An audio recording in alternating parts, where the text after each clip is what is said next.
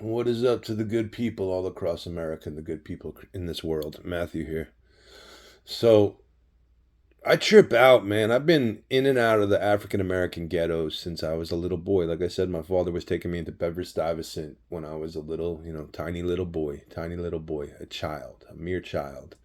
And man, it's a trip, dude. It's a trip how much the African American community has changed, man. When I was a little boy, I used to be so envious, dude, of the African American communities that I witnessed because I can remember it like it was yesterday, man. I remember the first time that I was super aware of the African American community. I was holding my father's hand. I must have been about 2 years old, looking up Gates Avenue from the 81st Precinct, looking up towards Troop, going down Gates Avenue, standing on the corner of Ralph and Gates, just north of Ralph on Gates, looking up Gates towards Troop. And I was just watching the black folks greet each other with smiles on their faces, fully engaged with each other. And I could just tell, I was like, yo, dude, these people love each other. They accept each other. They don't tear each other down. They try to build each other up, man. I've always been a people watcher, you know what I mean?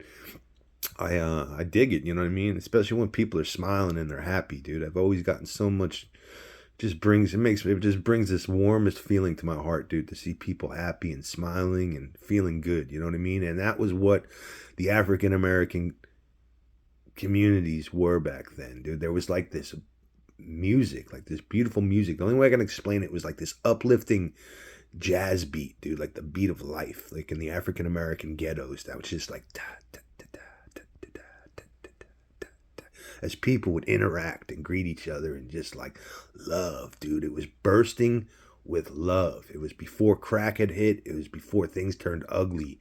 And that's how it gets, man. You know, when things get very hard, we can either find our strength, which the African American community at that time period had found their strength, or we can let it break us, which is what has happened to much of the African American community. Not to all of it. There is, you know, a ton of riders out there that have held strong, that have, you know, held on to their morals and their integrity and their character. And, you know, I'm praying for everybody, man, in the African American community. But I've heard black folks saying it now. Yo, we're not going to be able to save everybody. You know what I mean? We're not going to be able to save everybody. You know, and the truth is, nobody can save anybody. We all have to save ourselves. You know what I mean? Nobody can save me. You know what I mean? Nobody can get me clean. Nobody can do any of that. I have to do that first. You know what I mean? You have to, you know, like it says, you know, in religious text, God helps those who help themselves. And, you know, and I'm not, it's no judgment, man, but like I said in the other video, dude, it's when you start preying on your fellow human beings, when you become predatory and you start preying on your fellow human beings, you start selling them fentanyl, you know, like heroin I could justify, you know what I mean? Because, you know, as heroin, it's really, I don't want to, let me not go off in there, but I could justify that, you know what I mean? It's not the devil. It's not the devil by any means. It's not good, you know. I wouldn't, you know, I don't suggest anybody doing it, but it's not the devil. Fentanyl is the fucking devil. Crack cocaine, I'm not gonna say it's pretty damn close to the devil. You know what I mean? It's just like it just robs people, you know, of their souls, you know, and you know, let alone pimping and pandering and you know all the other vile, just horrific, disgusting things that go on in this world.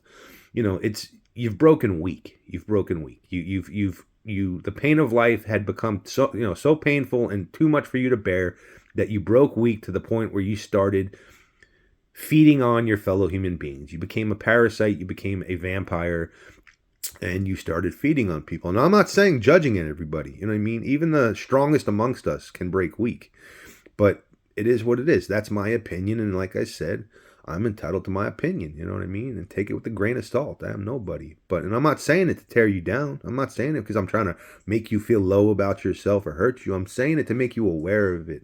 To make you aware of it. You know what I mean? I'm not about tearing people down. I'm about, you know what I mean? Like lifting people up. Because believe me, I've been torn down my whole life by those who are supposed to love me the most, telling me that I'm worthless. You know, even when I'm making the papers for doing charity work, I'm supposedly still a piece of shit. You know what I mean? It's like, no, no, no, no. You don't want to change. You don't want to change. I've wanted to change since the day I was born. You know what I mean? Well, no, no. Since the day y'all changed me, I wanted to get back to who I was. You know what I mean? And, you know, I'm not saying like a victim. You know what I mean? Like I said, you know what I mean? I look back now and I had free will. I had free will. I should have stayed on that path of doing charity work and just remaining a rider, dude. I should have just abandoned my family and gone off with good people. You know what I mean? That's what I wish I would have done, but I wasn't built that way. There was no way that I could abandon my mother after everything she had been through. You know what I mean? But anyway, to the African American community, man, like, dude, just because we got a different paint job than you know what I mean? My skin color might be white. I didn't have a choice in that motherfucking matter. I remember when I was a little kid looking up at Aunt Jemima and Mrs. Butterworth and Uncle Ben staring back at me while I was eating my breakfast, and they'd just be like, "You one of them devils. You one of them devils." And I'd be like, "What? What? That ain't me. That ain't me." I was like, "Aunt Jemima, come on, you've always been cool, but this Uncle Ben motherfucker, he's a fucking ornery, mean motherfucker." I said, "That ain't me. That's them. That's them. I didn't have a choice in the matter, and I got y'all back. I got y'all fucking back. Why are you putting me through it?" I'm just fucking around. I didn't really talk to Aunt Jemima, but yeah, that Uncle Ben motherfucker, though, he'd be like, "Man, what the fuck, man? Don't they know I'm special? They got me here in this kitchen cooking all this fucking rice for all them fucking white cracker motherfuckers and all them field niggas. Don't they know I'm special? I'm special." Yeah, but anyway, nah, man, I got y'all back, bro. I got your fucking back. If you know, are a good one and you need help, you know what I mean? Like, you know, I don't mean money, but I'll give you my time, bro. Money don't help, you know what I mean? Like, you know, none of us, come on, real ones, we don't got problems making money, man. It's more of making sense of all this vile, crazy shit that we live through, you know what I mean? Undoing all that damage, you know what I mean?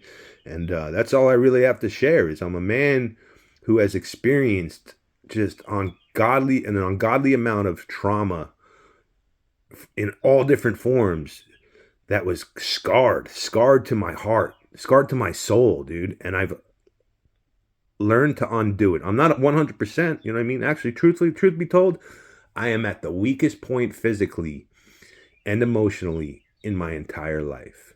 You know what I mean? I'm at the weakest point emotionally and physically in my entire life. I'm getting stronger each and every day, little by little.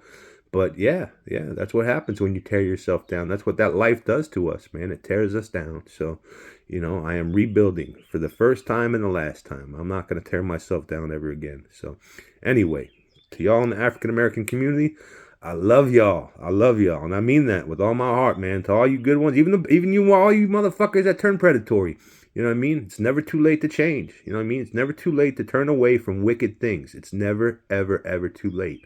So I love y'all and I'm praying for y'all. Pray for me. Peace.